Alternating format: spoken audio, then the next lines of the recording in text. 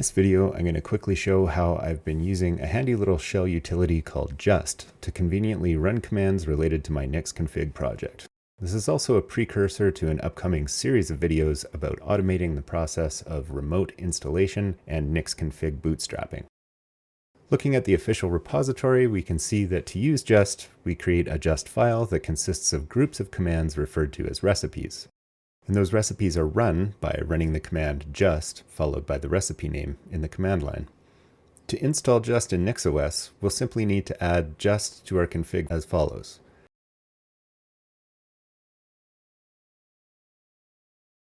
With that out of the way, we need a just file and some basic recipes.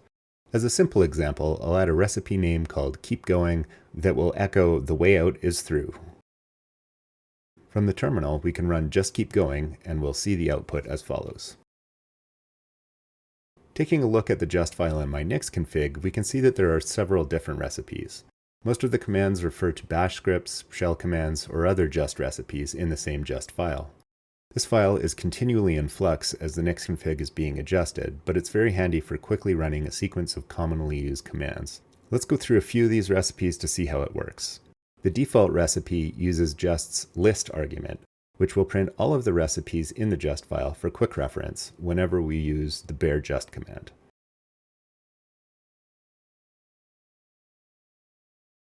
Next, you can see a number of recipes related to rebuilding Nix. The main ones are rebuild, rebuild full, and rebuild trace. They in turn make use of two sub-recipes called rebuild pre and rebuild post that allow us to quickly add commands that are commonly run before or after a rebuild. We can see that both rebuild and rebuild full run a shell script called system Flake rebuild. If we take a look at the shell script, we can see that it simply runs the standard NixOS rebuild command, but also allows a hostname to be specified. If one isn't specified, the script will rebuild using the current hostname. Going back to our just file, we can see that before the script is run by rebuild and rebuild full, the rebuild pre recipe is run, which will in turn run update Nix secrets, which we'll take a look at shortly, and also git add *.nix, which will conveniently stage any newly created Nix files we've been developing so that they can be detected by NixOS during the rebuild.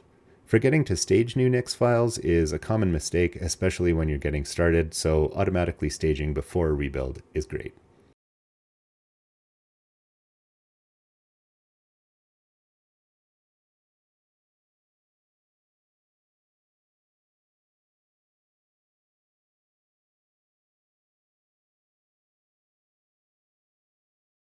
We can also see that for rebuild full, we're running rebuild post, which currently only includes the check sops recipe.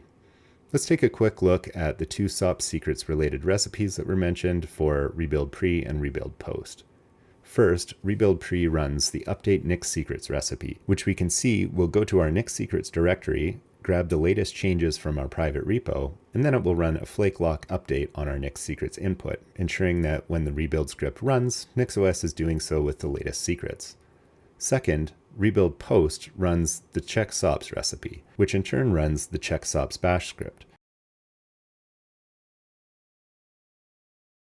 We can see that the script will look through the last 10 minutes of journal control logs and let us know if sops failed to activate during the rebuild.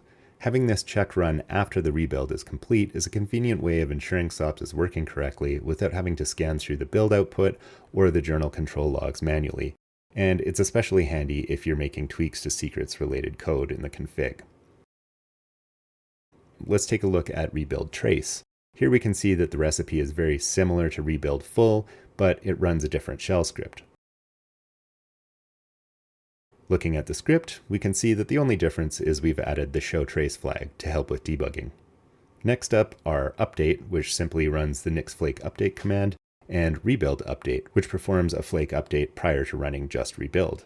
As you can see, depending on what we're working on with the Nix-Config, we can quickly string together multiple commands by running a single just recipe rather than having to remember all of the individual commands and the order they should be run in. We also have some recipes to assist with secrets management tasks, such as quickly editing the secrets file from a Nix shell or generating an age key from a Nix shell. The rekey recipe is handy when you've added new keys to your .sops.yaml file. In a single command, you can have sops update the keys for your secrets file and push the changes to your Nix secrets repo.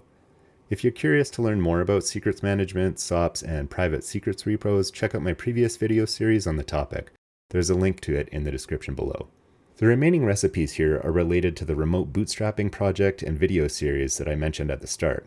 I'm doing some final tests and tweaks on that, and we'll start recording next week. I won't go into detail on these recipes now, but you can see that by running just ISO, we can spit out a customized Nix ISO.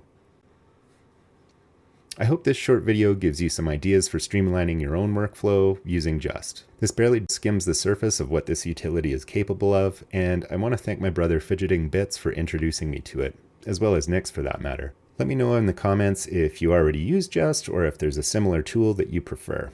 Lastly, I reached 500 subscribers this week, which happened much faster than I was expecting. So thank you for all of your kind comments, suggestions, and questions, and especially for watching in the first place. I'll see you in the next one, and remember, the way out is through.